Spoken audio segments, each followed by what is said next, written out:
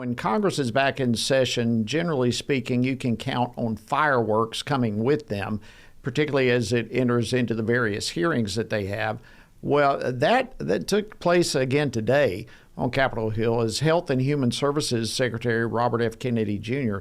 testified before the Senate Finance Committee on the president's 2026 health care agenda.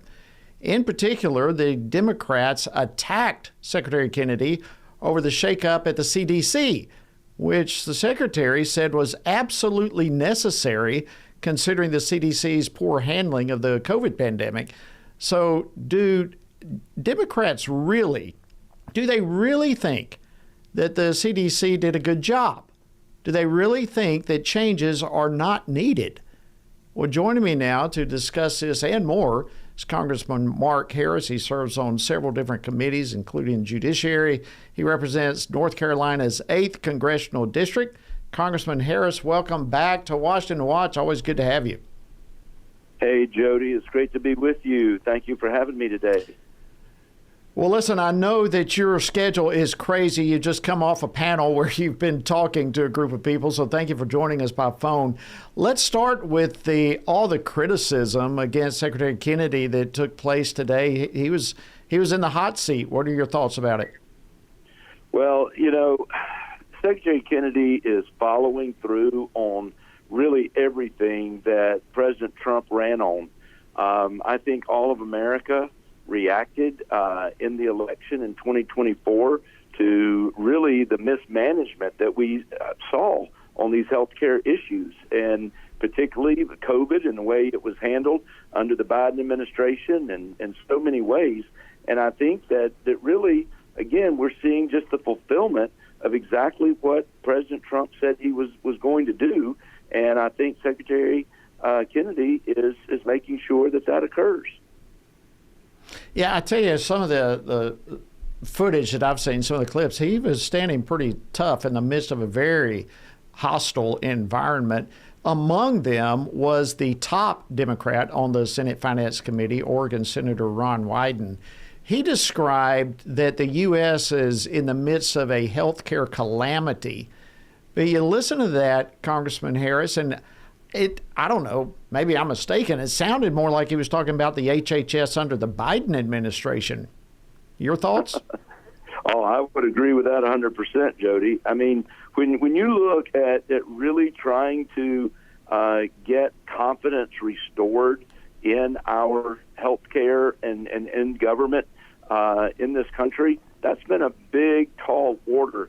And this administration, I think, has really done a great deal to restore confidence in the leadership that's there. And so for Democrats to compare what's going on to being chaotic that's pretty rich. I find that quite fascinating.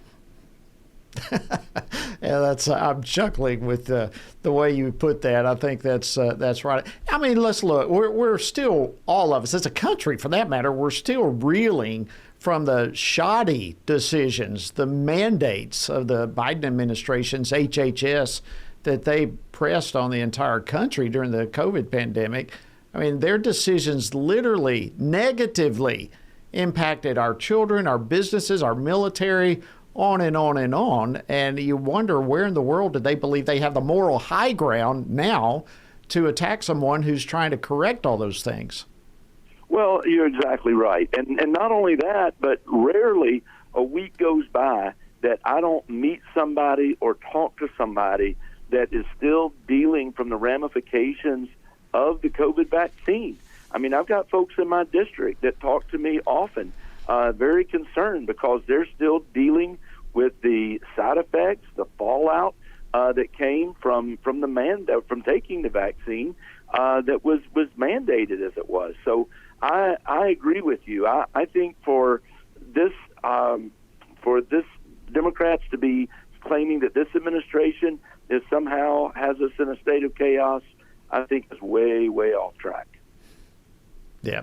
And I think the American people have good enough memory to recall that. If I can, Congressman Harris, let me switch gears on you real quickly. We're still seeing a lot of pushback, again, from the Democrats, particularly mayors and governors across the country, various places, against Trump's crackdown on crime.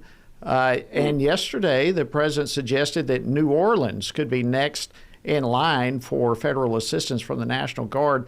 Give me your assessment of what the president's been doing as it relates to this whole crime issue. Well, Jody, I think the president has really taken the lead and provided the leadership that American people have been looking for on this issue of law and order.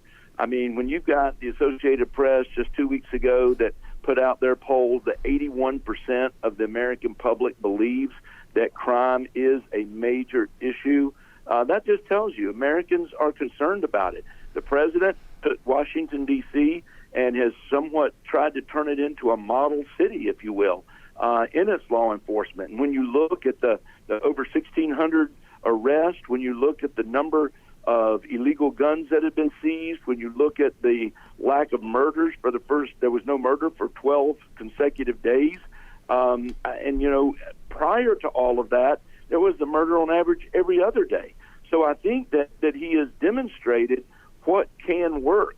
And then, in comparison, look at Chicago, where I read the statistic just today. They're on track for 4,000 shooting victims in this year alone with where they're going. If they continue the pace they're at now, 4,000 in a year of people being shot. So that's a major crisis in our large metropolitan cities. And I just think the president is trying to sound that alarm. And it really is going to take some mayors and that are going to step up. And I hope that people realize that elections do matter. And I know there's a lot of major cities, municipalities that are having elections this November. And I'm hoping crime is going to be the major topic of conversation and that the American people have a chance to vote on that. I think it definitely will be a major issue. I just come alongside you with scratching my head over these Democrat mayors and governors.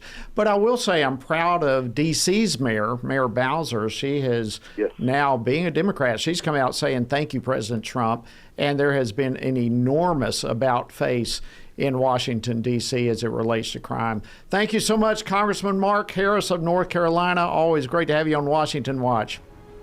Always great to be with you. Thank you so much.